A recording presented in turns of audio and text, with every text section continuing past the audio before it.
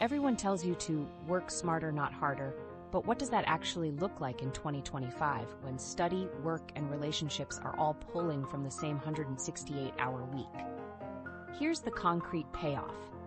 I'll show you how to uncover 8 to 12 hours most people miss every single week without cutting sleep or pushing yourself to the edge. The latest time use surveys and workplace studies make it clear. Hours aren't just slipping away to work, they're disappearing into passive screen time, constant context switching, and blurred boundaries of remote and hybrid schedules. That's exactly what the 168-hour spreadsheet is built to reveal. By the end of this video, you'll know how to run a simple 15-minute audit that shows where your own time is leaking and how to start fixing it. Because no matter what stage of life you're in, your weekly time bank is the same. The real question is why it feels so different depending on who you are. The 168-hour reality check. No matter what your daily life looks like, university exams creeping closer, kids demanding attention every hour, or long meetings filling your calendar, the same bottom line applies. Every person starts the week with 168 hours. That fixed total doesn't change for anyone. But here's the nuance. While the number is identical, how those hours get pulled apart looks very different depending on your circumstances. American Time Use Survey data and Gallup research show consistent variations. Women, for instance, spend more hours on household tasks and caregiving. Shift workers lose time to irregular schedules, and single parents see large portions consumed by child-related activities. The total doesn't budge from 168, but the obligations that bite into it are not evenly distributed, and that shapes what free time looks like in practice. This is what makes the spreadsheet framework powerful. Instead of imagining time as elastic, it forces you to confront the stubborn cap everyone faces. The math itself is straightforward. Imagine starting with a blank chart, 168 little boxes laid out line by line. As you fill them in with non-negotiables, sleep, commuting, meals, errands, childcare, your budget shrinks. The space that once felt wide open quickly narrows. Even if you imagine yourself efficient, those hours have already been spent. That single visualization is often what snaps the fog away. We say yes to too many things because we pretend those blank boxes exist, when in fact, they're already taken. What most people find surprising is not that the hours exist, but how many are already spoken for. A national average from the American Time Use Survey highlights it clearly. Adults spend about 9 hours each day sleeping. Put that across a week, and nearly 63 of the 168 hours are gone before you consider a single email, class, or meeting. When paired with over 5 hours daily on leisure and sports, the structure of most people's schedules is nearly predetermined. That is the reality check. Before you add unique factors like caregiving or work travel, whole categories already dominate the week. This is why two people with the same weekly total may lead dramatically different lives. A student without dependents might discover 2 or 3 flexible hours each day, while someone supporting kids or aging parents finds almost none. The time itself hasn't changed. The constraints have. High productivity doesn't emerge from having bonus hours. It comes from recognizing what is left after life's non-negotiables, then deciding what to do with what remains. Hard work does play a role, of course, but research on household activities and childcare shows that effort isn't evenly applied to the same starting canvas. For one person, hard work occurs in professional projects. For another, it begins well before sunrise with caregiving duties. Success needs to be understood in both allocation and context. Tracking those distinctions is where the spreadsheet matters most. It cuts through the guesses we carry in our heads. Many people assume they work around 50 hours a week or sleep roughly 7 hours a night. But once you quantify the exact hours with pen and paper or cells in a sheet, the numbers rarely match the intuition. That's when clarity arrives. A young professional might realize that a quick scroll before bed silently eats 2 extra hours. A parent might see that housework is not just scattered minutes, but almost 20 hours across the week. Only after these totals come into view can you start altering them. The financial metaphor illustrates it well, just tightened to the essentials. Think of time the way you think of money. Both are capped resources and both require accounting.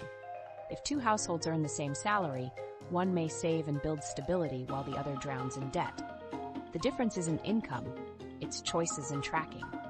Time works the same way. Without recording where hours go, you'll hit zero without knowing why. With a statement right in front of you, adjustments become possible, whether that means switching obligations, anticipating bottlenecks, or setting aside blocks in advance. When people finally see the numbers down on paper, reactions split into two camps. One side feels genuine relief. They realize there are pockets of usable time they'd overlooked. Maybe television stretched across several evenings, or commuting time could double as podcast learning. The other side feels a sharp disappointment. They believed they were disciplined, only to uncover just how much vanished into activities they didn't value as highly as they thought. Relief energizes curiosity, while disappointment presses for reform. Either way, vision replaces vagueness, and that shift reshapes decision-making. The underlying principle comes down to trade-offs. Each action draws from the same limited pool. What feels like a minor choice, watching one show, putting off an email, checking messages for 5 quick minutes, compounds into serious shifts when multiplied across the week. People fail to notice until the cumulative effect hits. Tallying those decisions inside the spreadsheet is what makes them visible. Instead of encountering a vague sense of "I should do more," you face the stark numbers. Another hour here means one less somewhere else. That's not philosophy, that's accounting. And in the same way financial discipline builds wealth slowly, time awareness builds capacity. A student who maps essays next to exams understands instantly that procrastination will cost sleep. A new parent writing down real childcare hours sees not just exhaustion but the narrow gap of opportunity still available. A manager breaking down their meetings discovers entire afternoons have dissolved, and strategy has no room. These conclusions come not from magical surplus, but from confronting the rigid constraint directly. So the goal isn't to wish for more hours, they're not coming. The goal is to register exactly how the 168 are already divided, then make sharper decisions. It means measuring how much of your life is already locked in and how much remains up for grabs. Once you know that, priorities begin to align and excuses lose their force. That is the essence of the 168-hour reality check. It's not an optional exercise or a gimmick. It's the foundation needed before any other productivity method can work, because it shows you the real playing field. Which brings us to the next step. Once you've confronted the fixed total, the next logical question is, what are those hours usually filled with? What does a week actually look like when you look at the national averages and see how people are truly spending their time right now in 2025? That breakdown is where patterns emerge and where most of the shock comes in. How we actually spend our hours in 2025. So if we want to get real about time in 2025, the first step is to map out how those 168 hours actually play out on average. Forget the hacks for a moment. Forget the lofty productivity plans. The raw accounting already tells a story. And when you line up the categories, sleep, work, commuting, chores, leisure, and scrolling, the picture is less about spare time waiting to be filled and more about a calendar that's carrying weight before you've added anything ambitious. The Bureau of Labor Statistics American Time Use Survey makes this concrete. In 2024, adults reported 9.04 hours per day sleeping, 5.07 hours per day on leisure and sports, and 2.01 hours per day on household activities. That's nearly 16 hours claimed every single day by just 3 buckets. Suddenly, the week doesn't feel very wide open after all. Start with sleep. It is the single largest category. Roughly 7 to 9 hours per night is the norm, adding up to nearly 50 to 63 hours each week. Spread across your 168, that's close to 1/3 gone immediately. And this isn't optional padding. Cutting sleep below that average doesn't create a clean gain in usable hours. The cost comes back as fatigue, slower thinking, and mistakes that expand the time needed for everything else. Which means sleep isn't a negotiable block. It is a foundational one. Work follows close behind. For most adults, full-time schedules still rest in the 35 to 45 hour per week zone, though it often creeps higher. Emails at night and constant notifications stretch totals without always being accounted for. Even in hybrid settings, skipping commutes often translates into more tasks rather than actual reclaimed hours. Put conservatively at 38 to 42 hours per week, work devours about another quarter of your total. Now compare. Between sleep and employment, you've crossed the halfway mark of your week without ever touching meals, laundry, or your phone. Commuting has become more variable, but it hasn't vanished. Roughly 50 minutes per day remains the average for those who travel daily, adding up to about 6 hours a week. Hybrid schedules shave this down, maybe to half that, but the point still stands. 4 to 6 hours is rarely counted in people's mental math, and yet it's equivalent to a course lecture series or a short creative project. Most don't see it because commutes vanish in autopilot runs of trains, cars, or buses. Household activities sound minor. They're anything but. Across 2024, Americans reported an average of just over 2 hours daily on cooking, cleaning, laundry, and maintenance. Over the stretch of a week, that's 14 to 16 hours, basically 2 workdays. For families, this multiplies into caregiving and logistics. Even single adults, however, lose enormous blocks to basic maintenance, much of which never shows up in productivity chatter. The surprise comes only once people quantify it. A day off quickly dissolves into a string of chores that run until bedtime. Leisure fills more time than most expect, and the data splits it in interesting ways. Roughly 5 hours per day on average go to leisure and sports. But within that, screen-based entertainment dominates. Streaming, television, and background shows absorb 15 to 20 hours a week for adults. Video games add a few more hours for many. Hobbies like music, books, or fitness have smaller slots. Leisure isn't waste. It's important for mental health and resilience. But when the bulk of that leisure comes from default screen consumption, it helps explain why intentional pursuits, like learning a language, practicing an instrument, or developing a craft, feel squeezed to the edges. And then there is scrolling. This is the category that has expanded the fastest, though numbers depend heavily on age and demographic.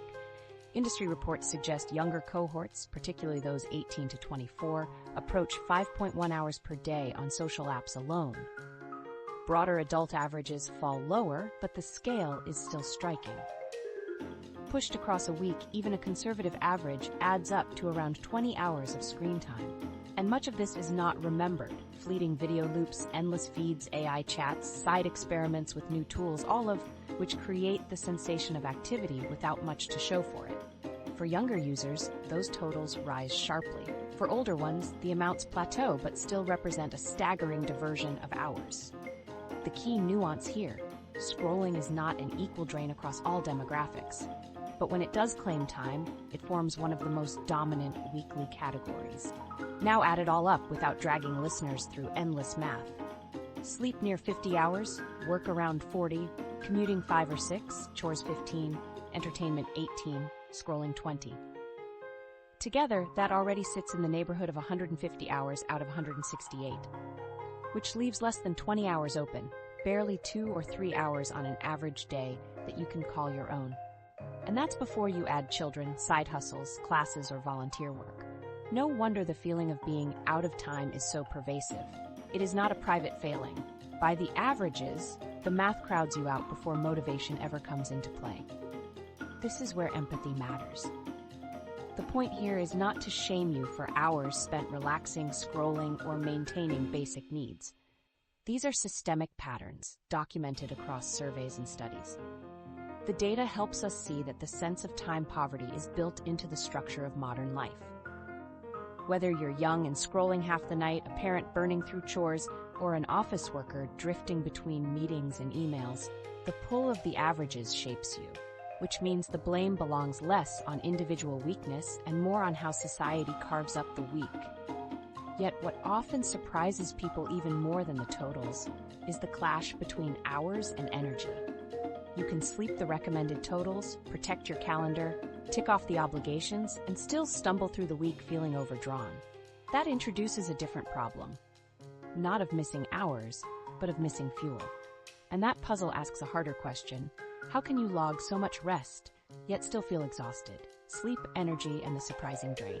The conversation about hours often stops at totals, but the real challenge lies underneath. Sleep and energy don't behave the same way. National data shows this clearly. According to the American Time Use Survey in 2024, adults in the U.S. averaged 9.04 hours of sleep per day. On paper, that looks comfortably within expert guidelines. And yet, reports of fatigue, mid-afternoon slumps, and reliance on coffee remain almost universal. The mismatch comes from assuming that more hours automatically equal more usable energy. Sleep quantity may be high on average, but the hidden factors, quality, timing, and rhythm, decide how much of that rest shows up as alertness the next day. Take the pattern most common among younger adults. While the 9-hour figure covers the population, many students and early career professionals get less, often 5 or 6 hours, especially on weekdays. Others catch up on weekends by oversleeping, which creates what researchers compare to jet lag without the travel. Inconsistent timing erodes the body's natural recovery. 7 well-timed hours at consistent intervals can outperform 9 fragmented or irregular hours. That is why people can live inside the averages yet still feel drained. Sleep is not just about duration, it is about alignment. Circadian rhythms explain much of this. Our bodies run on a roughly 24-hour cycle, with predictable rises and falls in alertness. Within that, ultradian cycles, smaller waves lasting 90 to 120 minutes, shape focus and fatigue across the day. Research from workplace studies and energy management literature shows that attention follows these curves, not fixed work blocks. That's why periods like late morning tend to produce sharper concentration, while the post-lunch hours feel heavy no matter how much sleep you clocked. Fighting that rhythm by forcing constant output doesn't work. Aligning tasks with peaks and inserting recovery in troughs generates stronger results. In other words, managing energy, not just passing hours, is what sustains performance. Imagine a typical desk job. 2 people sit down from 9 to 5. Both are well rested, yet productivity splits sharply. One produces high-quality work in 3 to 4 morning hours, preserves energy with short breaks, and still has bandwidth in the afternoon. The other powers straight through, fueled by caffeine, and drifts into errors after lunch. By 5 o'clock, calendars show equal time, but actual output differs. The lesson isn't that one had more hours, it's that one protected energy cycles while the other ignored them. Diet and movement layer onto this pattern. Quick snacks or heavy lunches spike blood sugar, then crash it. Long sessions at a screen flatten focus until the brain zones out. However, multiple studies show that light activity, like a 10-minute walk, resets focus more effectively than an extra coffee. Micro breaks look small on the schedule, but deliver value larger than their footprints. Ignoring them turns available hours into low-value hours, where tasks stretch long and mistakes multiply. 2 points illustrate why this matters. First, inconsistent sleep timing reduces the body's ability to restore itself. A few late nights can tilt memory, mood, and attention for days. Keeping sleep at regular intervals builds more energy than simply chasing higher totals. Second, micro-recovery actions, short walks, pauses, stretching, preserve usable energy through the workday. 30 minutes without a screen before bed works the same way. It primes the brain for restorative cycles instead of disruption. Without those small habits, you can log impressive totals on a spreadsheet and still drift through key hours in a fog. Here's one suggestion supported by sleep research. Protect your wind-down period. Dedicate at least 30 minutes before bed with no screens and minimal stimulation. This signals to the brain that rest is approaching and smooths the transition into deeper cycles. It's not about perfection every night, but about setting up consistency. Over weeks, this routine magnifies the restorative power of sleep without adding extra hours. Consider how this applies over the 168-hour week. On the time map, you might proudly mark 7 to 8 hours of sleep per night and feel certain that the box is checked. But unless sleep timing is predictable, the environment is calm, and recovery is built into waking hours, real energy will still fall behind. That disconnect explains why one person leaves work on time with tasks closed, while another lingers long into the evening despite technically having enough rest. Schedules don't break down only because of overcommitment. They break when rest quality is overestimated. Energy poverty has another subtle dimension. Many people believe that if they meet the sleep target, the day should automatically perform at full capacity. But those lost 20% of daily energy not enough to notice outright but enough to drag work, represent several hours where potential evaporates. 3 drowsy hours look active on a calendar, but in practice they're compromised. Across a week, the result is dozens of unproductive hours camouflaged by presence. This gap reshapes how the spreadsheet should be read. Time tracking tells you where the hours go. Energy framing tells you whether those hours count.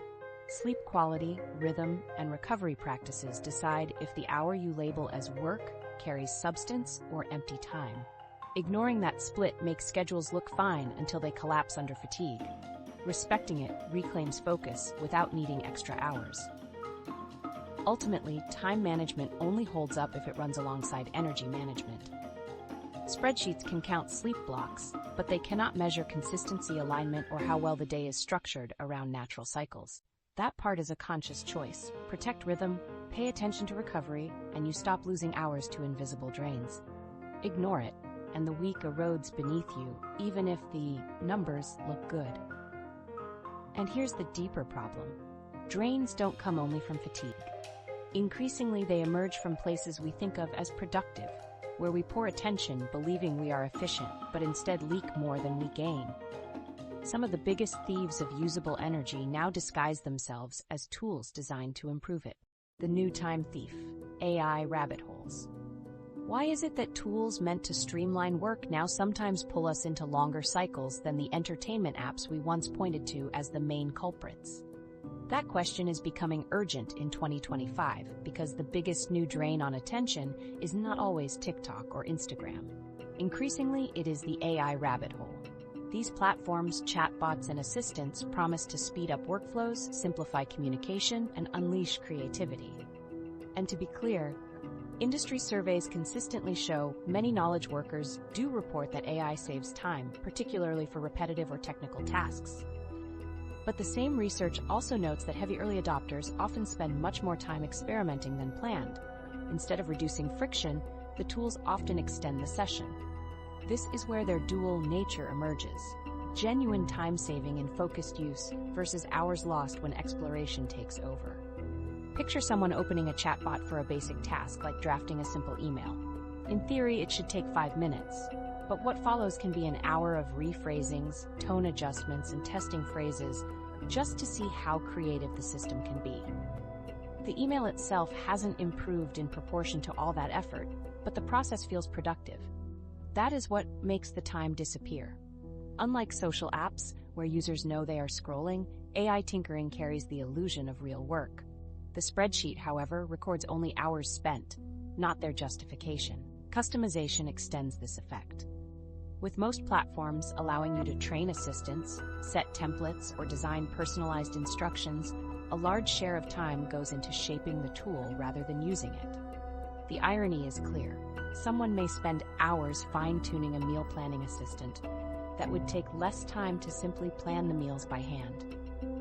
Surveys of early workplace adoption already highlight this tension.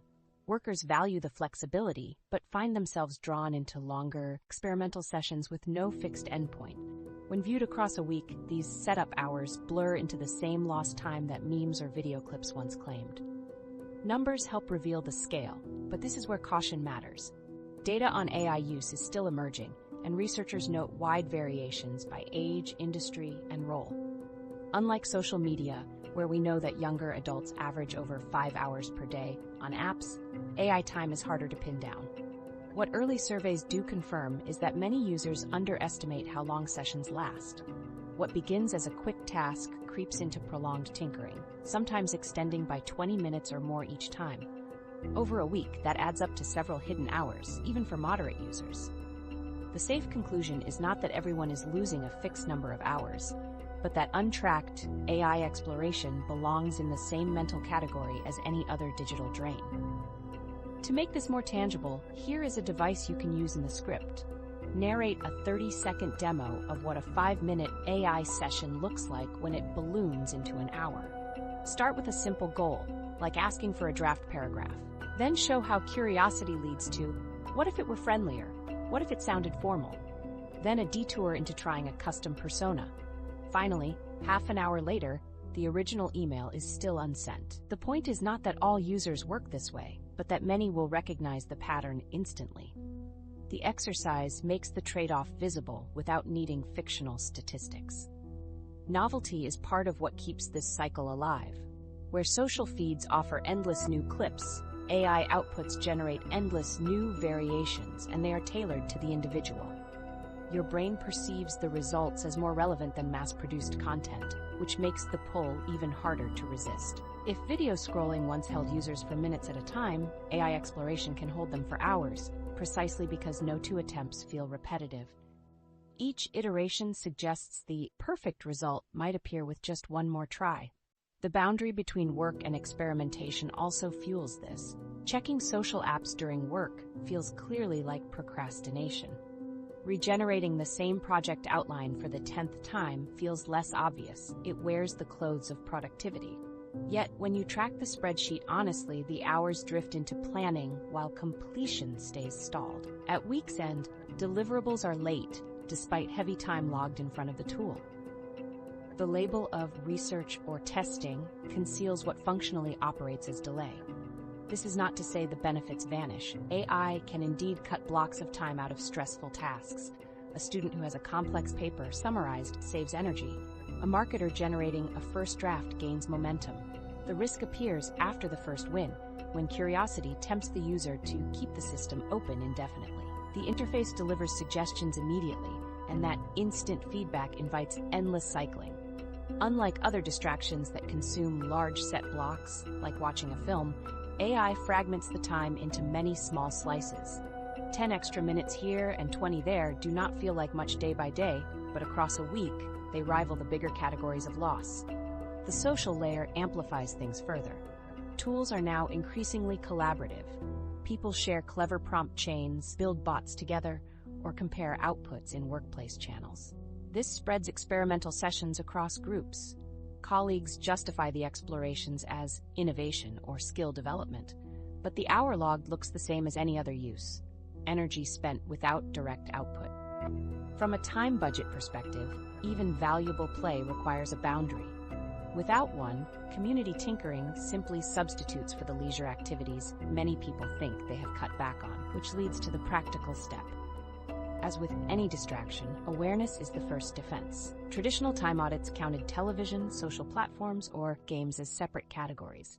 Now it is necessary to count AI exploration as its own line item. Otherwise, you may proudly cut 2 hours of streaming per week while quietly replacing them with 2 hours of chatbot tinkering. The leisure may look more professional, but the hours are still gone. The fix is not avoidance. It is discipline. A habit worth trying is time boxing. That means limiting sessions to a fixed 10 or 15-minute block, doing the needed task, and then closing the tab. Industry researchers studying workplace focus note that small friction steps, like shutting down a tool when not in use, dramatically reduce drift. This keeps the benefit without letting curiosity eat into every category of your week. What matters most is reframing the tool in your mind. AI should not occupy an automatic category of work. It is a neutral technology that either compresses a job or expands it, depending on how it is used.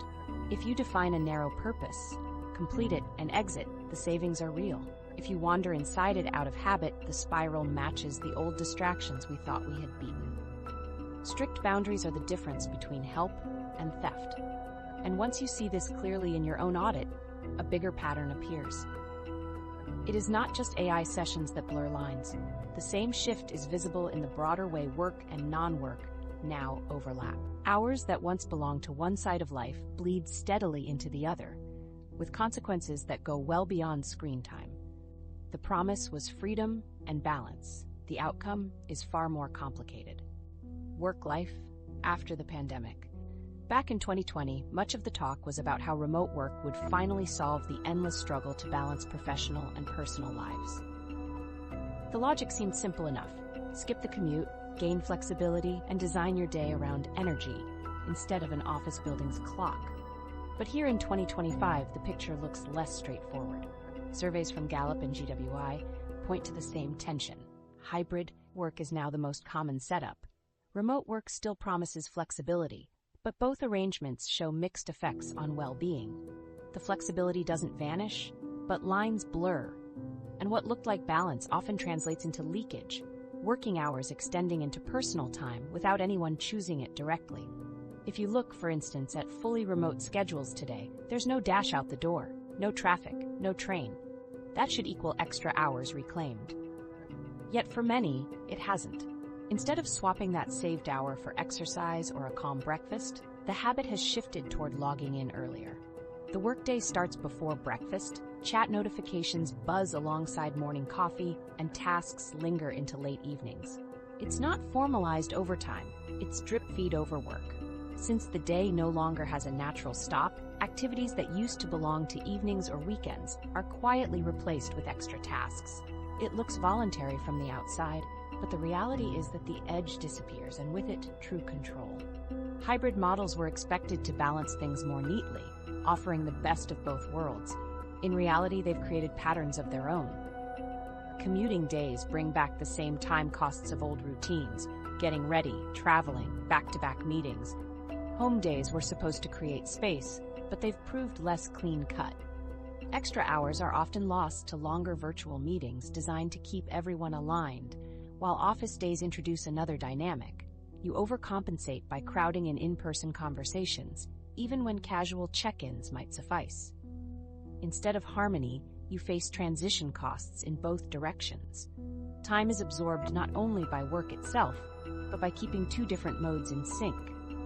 For those who return to offices full-time, the separation of space is clearer again, but not the separation of attention. Email and chat platforms continue after people leave the building. The office day ends, but digital availability stretches longer into the night. Many workers now report that the distinction between at work and not at work feels less firm than it did before the pandemic. Even when the desk is shut, the devices aren't. That persistent thread of monitoring means professional time figuratively walks through the door each evening. This bleed doesn't always show up as extended work totals on paper. Most employees still report roughly the same official hours. The issue is what we might call after-hours fragments. A spreadsheet might log 40 or 42 hours a week, but in reality, dozens of small interruptions fall between. A Sunday evening check-in, a late-night file revision, a quick project status review during dinner. None look significant at the time. But piece them together, and whole blocks of rest and leisure are compromised. This is what Gallup surveys capture when they describe increased stress tied to flexible arrangements. It's not necessarily overwork in volume, but in continuity. The recovery window narrows. Weekends illustrate this drift in sharp relief. Before 2020, ending the Friday commute marked a clear turning point. Now, a large share of workers spend portions of Sunday evening opening laptops, answering messages, or just getting ahead. That single hour may not register consciously, but it prevents full detachment.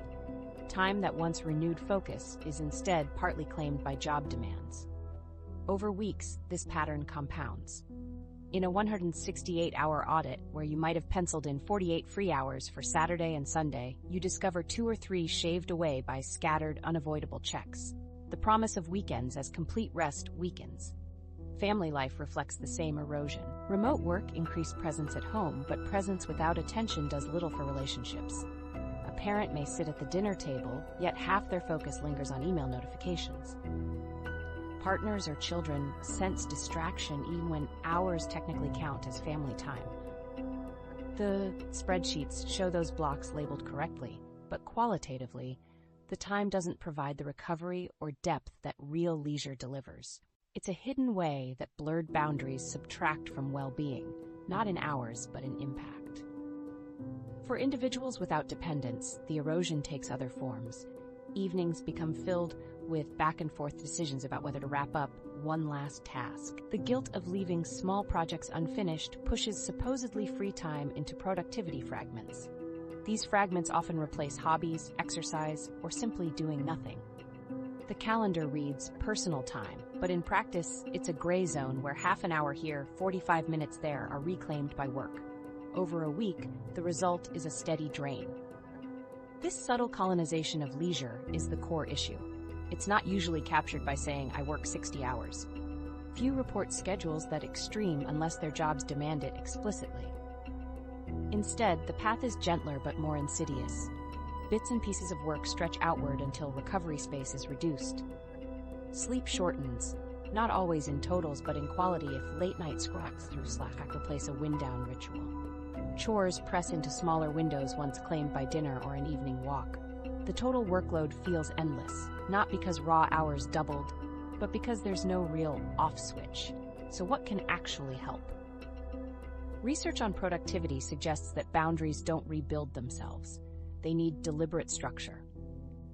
One method is a shutdown ritual. That means setting aside a non-negotiable block, the last 30 minutes of your official workday, to close out tasks, set tomorrow's priorities, and step away. Gallup and Desk Time researchers emphasize that boundary rituals restore well-being and prevent overwork in hybrid and remote roles. By treating the shutdown as an appointment with yourself, you generate the closure that commutes once gave by default. Recording this as logged off time in your weekly audit reinforces it. It's not invisible discipline. It's a tracked commitment on par with any scheduled task. Another practical adjustment is to put communication tools behind friction when the day ends. Log out of workplace messaging apps or silence notifications during off hours.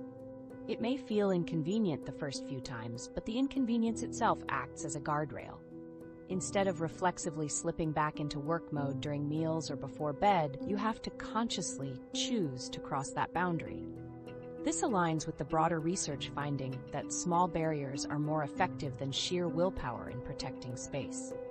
Hybrid and remote arrangements can deliver the benefits many expected back in 2020. Better use of peak energy times, more flexibility for family, freedom for hobbies, but only when boundaries are actively maintained. Many workers report that the old office model at least offered clearer separation because the physical act of leaving reinforced the distinction. Remote work softened that wall, and hybrid blurred it further. The lesson is not that flexibility cannot work, but that it requires stricter self-designed edges to counterbalance the lack of external ones. This isn't just theory. It shapes how you interpret your weekly time budget. The hours may look straightforward on paper, but once work intrusion multiplies across evenings and weekends, the numbers tilt. Some of those free blocks are already compromised. Protecting them is less about squeezing in new activities and more about defending minutes you already own. Small preventive actions, shutdown rituals, clear no-work windows, device management, can preserve recovery before the spreadsheet proves you're overdrawn. And that brings the question into sharp focus. Once you start tracking, what does your schedule actually look like when logged honestly, without smoothing the edges? If you sit down and fill in the full 168 hours with real numbers from your own week, the shape that emerges is rarely what you expect. Filling in your 168-hour spreadsheet. The spreadsheet only works if you actually pick it up and put numbers into it. That means taking the 168 hours on the page and carving them into pieces that reflect your real life. Not what you wish it looked like, not what you assume it looks like, but the totals you live each week. And here's the key. Averages can help illustrate, but your own numbers matter far more. The American Time Use Survey reports that adults in 2024 averaged around 9.04 hours of sleep per day across the population. But that hides the fact that many younger adults, new parents, or shift workers log far less, while some groups log more. Sleep is the first block to enter, not because you want to aim for a national average, but because it is the largest non-negotiable in your life. Start your audit with the number you actually get, tracked from last week. If that's 6.5 hours, enter 45 for the week. If it's 9, enter 63. This honesty is what makes the method effective. Think of the process in 3 stages. Step 1, block the non-negotiables, sleep, work, and commute. Step 2, add the everyday essentials, the things no one escapes, meals, shopping, chores. Step 3, look at what remains and then assign the hours to priorities instead of assuming endless free time. That structure keeps the exercise manageable, and it lets you follow in real time without getting drowned in long lists of figures. Pause the video here if you like, open a spreadsheet in another tab, and do it along with me. Treat it as an audit. So let's run through the first stage. Suppose your sheet starts with sleep. You log exactly what you've been averaging. Now move to work. Many people block somewhere in the 38 to 40 hour band, with plenty adding more if overtime or second jobs enter the picture. Place your actual weekly total, not what's on your contract. For some hybrid roles, hours extend invisibly through message checks in the evening. Count those too. Then add commuting. For people traveling 5 days, around an hour per day is realistic. For others with a partial remote setup, perhaps it dips to 3 or 4 hours in all. Once these 3 categories are placed, you're already staring at more than half the week committed. The second stage broadens it.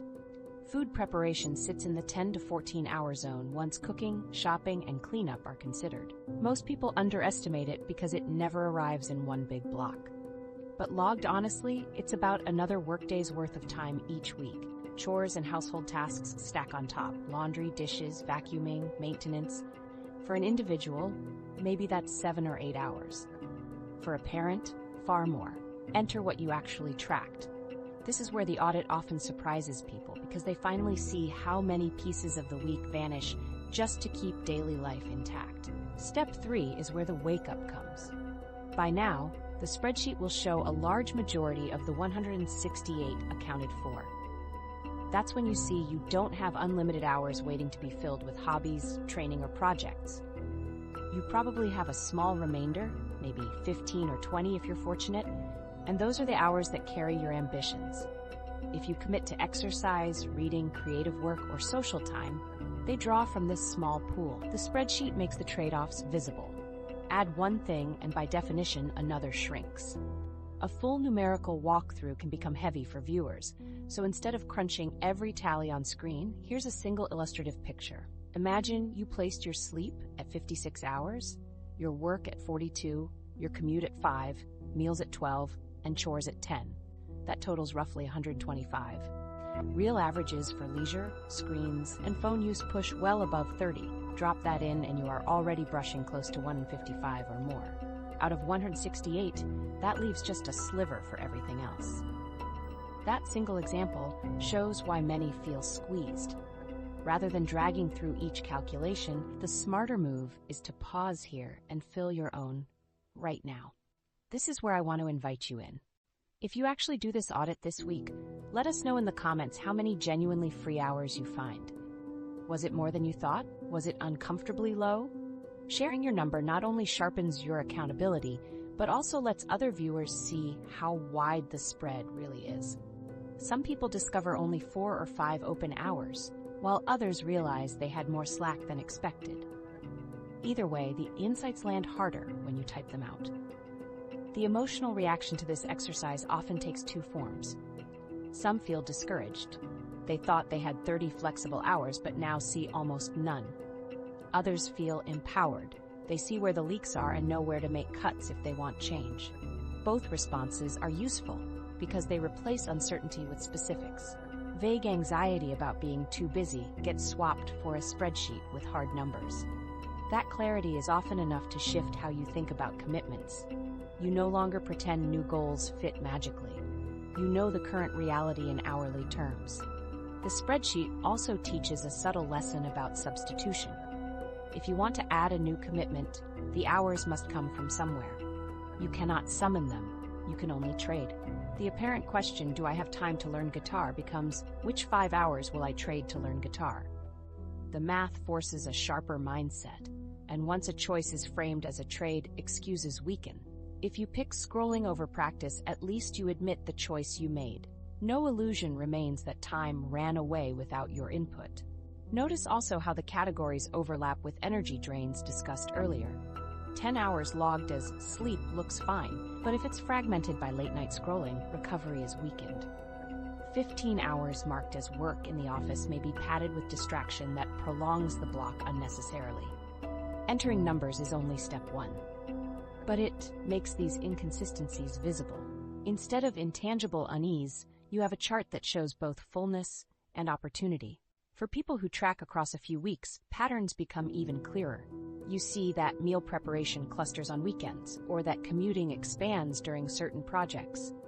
By spotting these clusters, you can experiment with optimization, batching chores, reorganizing errands, or deliberately moving leisure to less critical slots. Adjustments need evidence, and the spreadsheet provides it.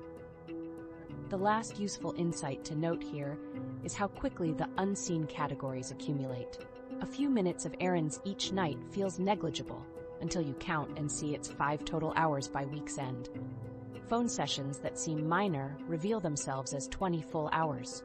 These are the places change is most possible, not by shaving essentials, but by catching hidden leaks. The spreadsheet is not about micromanaging. It is about putting mirrors in places we don't usually look.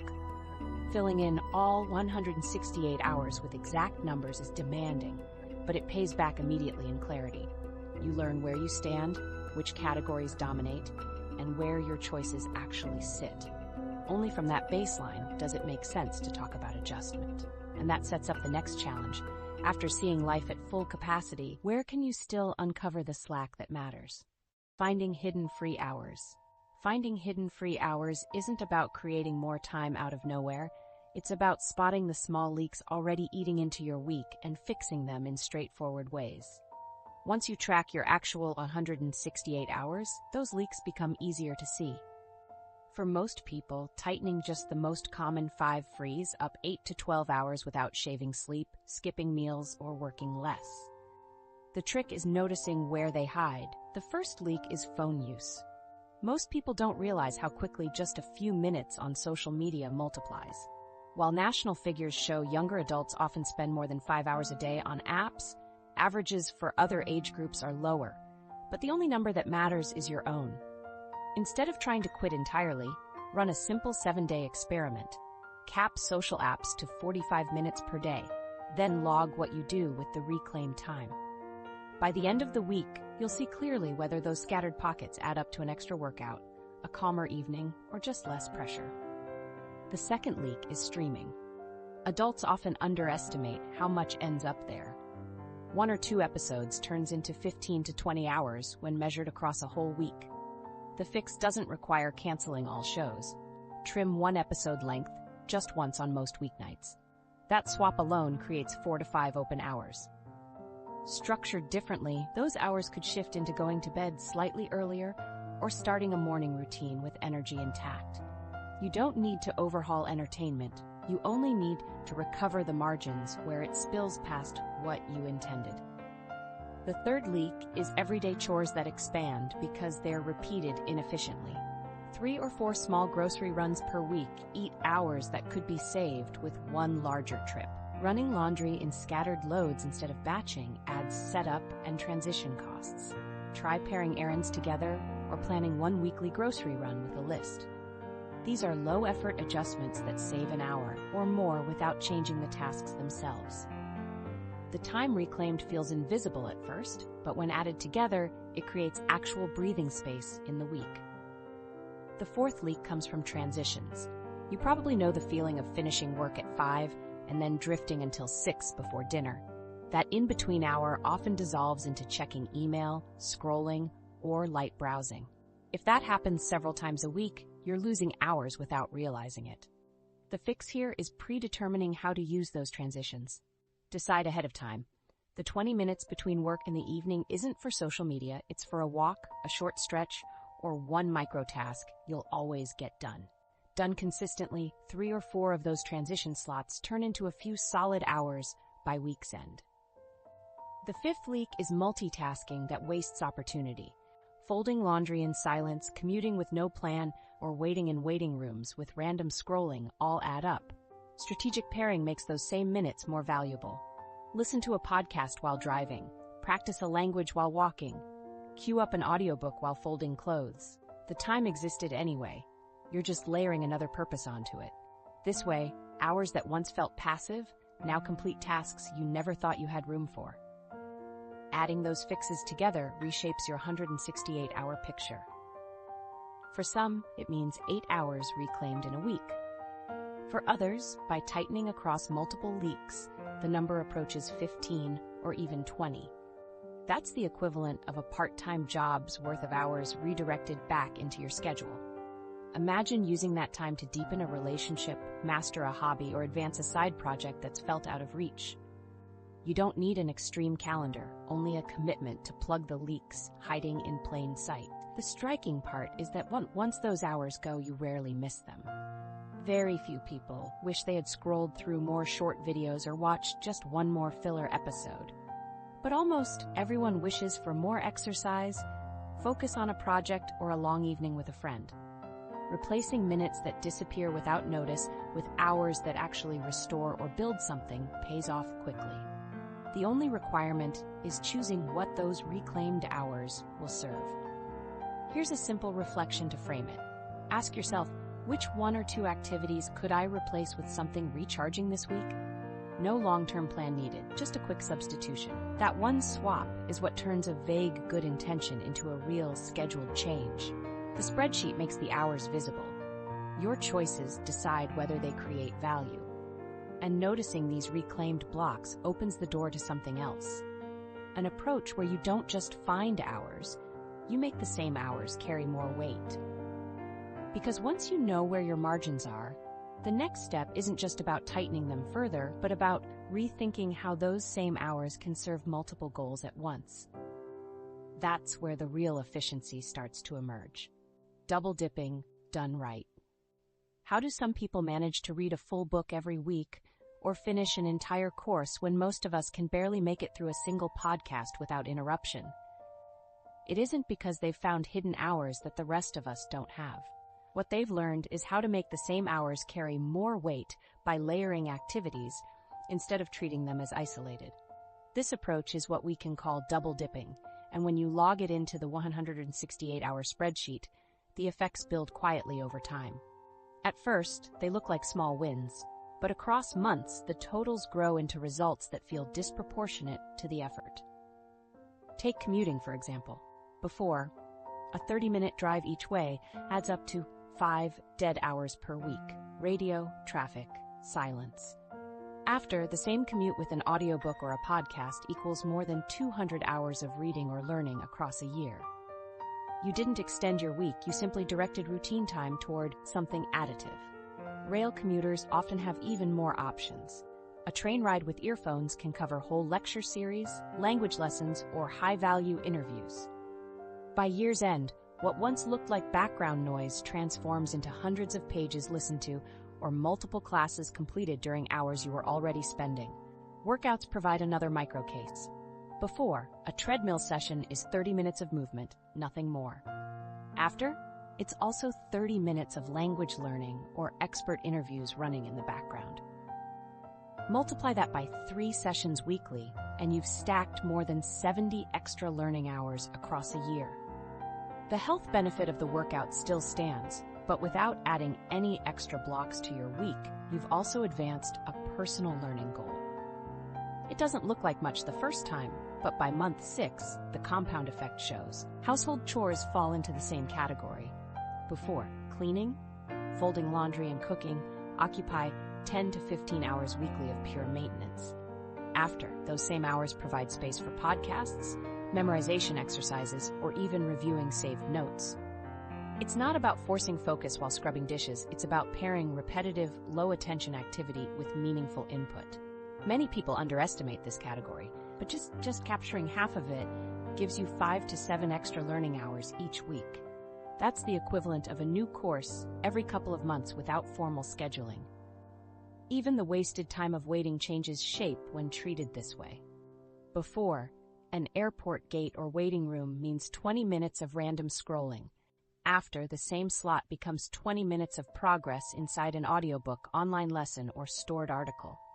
Spread this pattern across months, and those fragments become dozens of full study sessions. A few hours that once vanished unnoticed now convert into achievements you can track. Waiting rooms don't feel different at first, but the total on your spreadsheet does. Productivity research supports this habit. Studies consistently highlight that pairing low-attention tasks with passive learning or audio content is a widely adopted strategy among high performers. It doesn't split attention in the way harmful multitasking does. It redirects otherwise idle capacity. Folding clothes while reviewing a lecture works because the physical action runs on autopilot, while spare cognitive bandwidth absorbs the content. That distinction matters. Double dipping is not multitasking. Poor multitasking dilutes focus across two demanding tasks and leaves both weaker. Smart syncing assigns one physical task and one lighter cognitive task, where focus and repetition can coexist. The biggest reason double dipping works is consistency. You don't force yourself to reinvent a schedule. You take ordinary slots that were already stable and let them carry more value. Think about the impact. 250 commuting days with 1 hour of audio learning each adds up to 250 hours across a year. 2 to 3 weekly workouts stacked with language lessons equals dozens of extra learning hours each quarter. None of these felt like dramatic, new commitments. They were simply restructured routines. That is why some people seem to have more time. They don't. They've just stacked what they already had until the totals compound. The psychology behind this also explains why it feels sustainable. You aren't battling willpower. You're not demanding another 1 or 2 precious evening hours after work. Instead, you're converting time that already existed and was already occupied. Because it's woven into routines you would have done anyway, the friction is low. Chores will still get done, workouts will still happen, commutes will still exist. What changes is the yield. By switching a soundtrack, you create a second layer to the same task. Over months, that becomes a habit with very little conscious effort. Of course, there is an important boundary here. Not every task can be doubled. Rest still matters. Leisure for its own sake, watching a film, daydreaming on a walk, talking with family, has independent value. Trying to squeeze productivity into every single moment is a trap. It erases the very recovery you need to be effective in the first place. Double dipping makes sense only where your calendar has natural idle space next to autopilot activities. It should never replace deep work or genuine rest. Preserving some single-focus time is what lets you sustain this system instead of turning it into another form of overwork. The spreadsheet helps clarify this balance. You may see 15 hours listed for chores and 10 for transit across a week. Without double dipping, those are maintenance hours alone. With it, they also carry learning or enrichment. That upgrade reshapes your totals without demanding cuts elsewhere. But when you see 10 hours blocked for focused work, you protect them. Those hours shouldn't be layered. They require depth. Respecting that difference means you gain from extra layering without eroding quality in areas where focus is essential. Here's an experiment you can try right now. Look at your own week and choose one routine that repeats. Commute, walk, workout, kitchen chores. Name one thing you want to layer onto it this week. Keep it small and specific. Listen to an audiobook during my laundry, or run language lessons during the gym warm-up. Drop your choice in the comments so others can see examples. Saying it out loud makes you more likely to follow through, and it helps others notice where their own routines could stack. You're not being asked to overhaul everything. You're being asked to make one substitution that shows how the method works. Once you run that experiment, you'll notice how quickly small adjustments accumulate. The next time you fold laundry, what was once 30 quiet minutes doubles into 30 minutes of enrichment. One change verifies the principle, and once you experience that, you can choose where else it fits. What matters most is stacking only where it feels natural. The habit is not about chasing every spare second, but about recognizing where minutes are already low attention and making them carry more. That subtle shift is enough to create the sense that time has expanded, even though it hasn't. At the end of a month, your spreadsheet bears the evidence. Old maintenance blocks now carry double purpose. By the end of a year, your totals of books finished, lessons completed, or projects advanced are hard to ignore.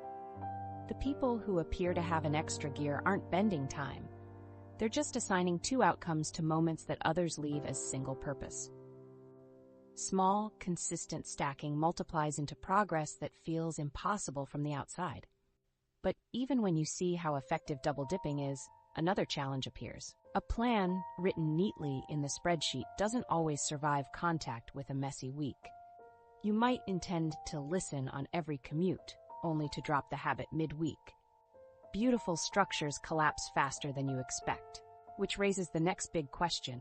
Why do well-designed plans so often fall apart, and what is the missing piece that keeps them intact? The psychology of sticking with it. The challenge of keeping a plan alive rarely comes down to the spreadsheet itself. Numbers look stable on paper, but what proves fragile is the psychology holding them together. A good system meets resistance from the way your brain handles energy, habits, and time. That mismatch is why even careful schedules fracture so quickly. To make the structure hold, you need to address not just hours and tasks, but 3 recurring psychological traps and their corresponding fixes. The first trap is willpower depletion. At the start of a week, people picture themselves following each commitment with ease, skipping distractions, closing tasks on time, exercising after work.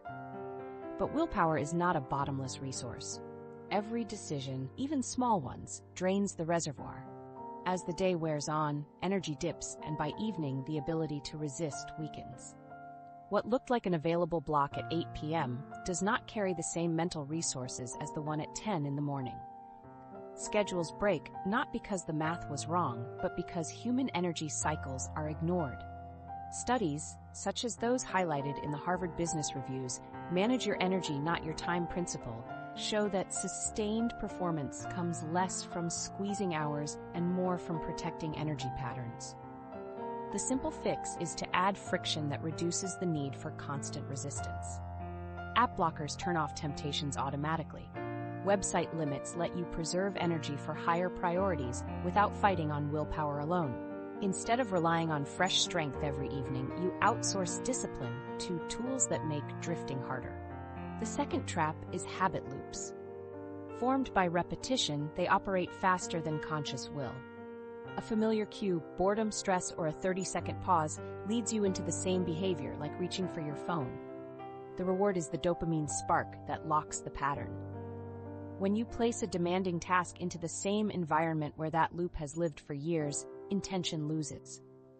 Even if your spreadsheet insists that a block is for reading, the ingrained cycle of cue behavior reward makes a phone check effortless and a book heavy. Breaking this requires disrupting the loop by changing cues or rewards or redesigning the environment entirely. A simple but powerful move is clearing your desk of the trigger or moving work into a library where the phone loop is less dominant. Another is swapping the reward. Replace doom scrolling with a short walk that delivers stimulation without the app pull. Shifting cues and altering contexts makes the loop weaker, giving schedules space to function. The third trap is time perception. People do not experience minutes as equal units. A 20-minute focused session may feel long and draining. 20 minutes of scrolling may vanish unnoticed. That subjective bias pushes plans out of balance. Leisure feels cheaper than it is. Focus feels more costly than it is. To realign, the fix is to schedule difficult tasks inside your natural energy peaks. Instead of treating the calendar as a flat field of equal hours, treat it as terrain with high and low points. The exercise here is practical. For the next 3 days, protect your known energy peak, whether it's early morning or late evening, and give it to the hardest work. Afterwards, notice how much more you completed compared to forcing it at a weaker time. Share your results in the comments if you try it. Collective insight makes the experiment concrete and motivates follow-through. By aligning effort with natural highs, perception plays in your favor, and the hours logged carry more actual output. These 3 problems, depletion, loops, and perception, account for much of why spreadsheets drift. Fortunately, each has a parallel structural tool. For depletion, automate friction so tools absorb the battle. For loops, change cues and environments so habits lose strength. For skewed perception, put the hardest tasks where energy runs highest and let easier filler occupy the weaker zones. None of these adjustments change the hour count on the sheet. What they change is whether those hours actually deliver what you intended. Adding accountability reinforces the structure further. Alone, plans invite negotiation. With external anchors, the cost of quitting goes up. The most effective versions are simple and cheap. Pair study sessions where both people log on at a set time, build mutual reinforcement. Posting a learning commitment publicly, like stating you'll finish a course by a date to peers, turns private drift into visible delay. Even lightweight group check-ins where you update each other once a week transform intentions into shared responsibility. This isn't about shame. It's about weaving social friction into your environment so the easy option is to follow through. Environmental tweaks work best when they are small and consistent. Leaving your phone face down in another room during focus time, setting up a shutdown ritual to mark work's end, or using a designated corner only for deep tasks. All of these create contexts that support plans instead of sabotage them. Over time, the cues reset, loops weaken, and new habits take root. You are no longer depending on discipline to win each battle. Instead, you have sculpted an environment that makes success less costly and eventually automatic. Notice how the spreadsheet re-enters here. The hours don't change. Everyone still has 168, but by coordinating those fixed blocks with attention to psychology, energy cycles, cues, perception, you alter whether your schedule holds or slips. Most people quit not because they lack raw hours, but because their design ignored how the brain treats those hours. Once you stop fighting that reality, sticking with the plan becomes less about personal grit and more about alignment with human tendencies. Over weeks, these adjustments start to compound. Automated friction shuts off drains, new environments disrupt loops, energy-aligned scheduling boosts what difficult hours produce, and accountability keeps progress visible. Small interventions create a system where following through no longer feels like a daily uphill climb. Instead of redesigning the calendar over and over, you allow the same structure to run longer without collapse. The spreadsheet you built in week 1 begins to resemble your lived week in week 4. That stability, not sheer novelty, is what produces lasting change. The deeper lesson emerging here is that productivity isn't achieved solely through sharper math or tighter plans. Plans set direction, but psychological structures keep them intact. Addressing depletion, habits, and perception is what turns hours from theoretical slots into hours with outcomes. Once you grasp this, the question shifts. It no longer asks only how to pack the 168 most efficiently. It begins to test what those hours are even meant to serve. This leads naturally to a harder reflection. If you manage to hold your schedule intact, if the energy is preserved, the loops are disrupted, and the hours align, what should fill them? What's the purpose of gaining control if the way you use that time doesn't match what matters? That is the question facing life in 2025, and it challenges whether making time is really about cramming more into the same week or something else entirely. Redefining balance in 2025. Redefining balance in 2025 asks a different kind of question. It's not about whether you can stretch 168 hours further, but whether those hours line up with what you value most. You can run the cleanest spreadsheet and fix all the leaks, but if what you fill the freed up space with doesn't reflect meaningful priorities, you still feel empty. The central issue is alignment. Hours don't only measure productivity, they also measure whether the life you are building feels worth it. Post-pandemic studies make this clear. Gallup and other surveys note that well-being and engagement have shown mounting pressures that traditional time management alone cannot fix. Efficiency is not enough if it deepens depletion. Balance now hinges on whether your week supports mental health, energy stability, and relationships. The metric isn't simply how many hours are saved, it's whether those saved hours reinforce foundations that can sustain you over years. One way to approach this shift is to use alignment checks. Ask 3 simple questions of any block on your calendar. Does this hour serve a value I truly care about? Does it protect the energy I'll need to function? And does it help me sustain effort over the long term? If the answer to all 3 is no, then that slot is probably misaligned. This applies to obvious drains like phone scrolling, but it also applies to overloading yourself with projects that look impressive but erode health. The gain is not a filled calendar. It's a calendar that reflects the life you want. Consider mental health as a test. Before 2020, activities like therapy, meditation, or recovery time were often treated as extras.